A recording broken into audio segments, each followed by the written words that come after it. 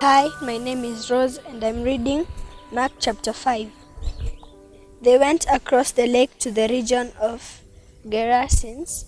When Jesus got out of the boat, a man with an evil spirit came from the tombs to meet him. This man lived in the tombs, and no one could bind him anymore, not even with a chain.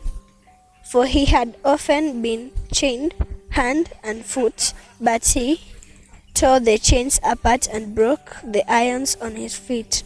No one was strong enough to subdue him. Night and day among the tombs and in the hills, he would cry out and cut himself with stones. When he saw Jesus from a distance, he ran and fell on his knees in front of him. He shouted at the top of his voice, "What do you want with me, Jesus, the Son of the Most High God? Swear to God that you won't torture me." For Jesus had said to him, "Come out of this man, you evil spirit." Then Jesus asked him, "What is your name?"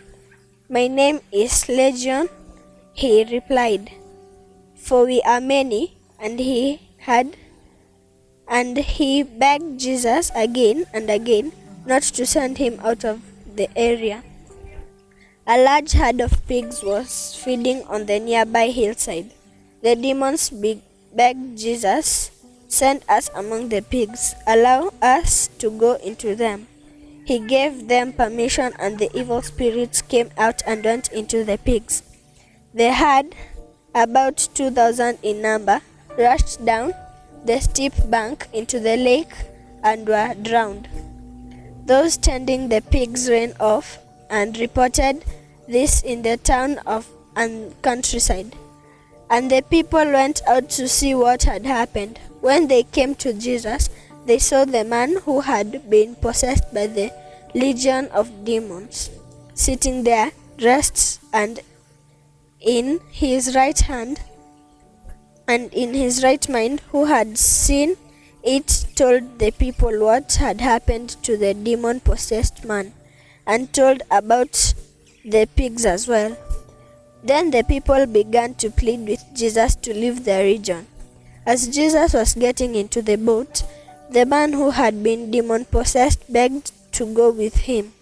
Jesus did not let him, but said, "Go, come home to your family and tell them how much the Lord has done for you, and how he has had mercy on you." So the man went away and began to tell in the Decapolis how much Jesus had done for him, and all the people were amazed. When Jesus had again crossed over the boat to the other side, the lake, a large crowd gathered around him while he was by the lake. Then one of the synagogue rulers named Jairus came there. Seeing Jesus, he fell at his feet and pleaded earnestly with him, "My little daughter is dying. Please come and put your hands on her so that she will be healed and live." So Jesus went with him. A large crowd followed and pressed around him. And a woman was there who had been subject to bleeding for 12 years. She had suffered a great deal under the care of many doctors and had spent all she had. Instead of getting better, she grew worse. When she heard about Jesus, she came behind him in the crowd and touched his cloak, because she thought, "If I just touch his clothes, I will be healed." Immediately her bleeding stopped, and she felt in her body that she was freed from her suffering. At once, Jesus realized that the power had gone out of him. He turned around in the crowd and asked, "Who touched my clothes?" "You see the people crowding against you," his disciples answered. and yet you can ask, who touched me? But Jesus kept looking around to see who had done it. Then the woman, knowing what had happened to her, came and fell at his feet and, trembling with fear, told him the whole truth. He said to her, "Daughter, your faith has healed you. Go in peace and be freed from your suffering."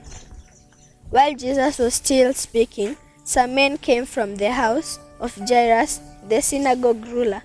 "Your daughter is dead," they said. "Why bother the teacher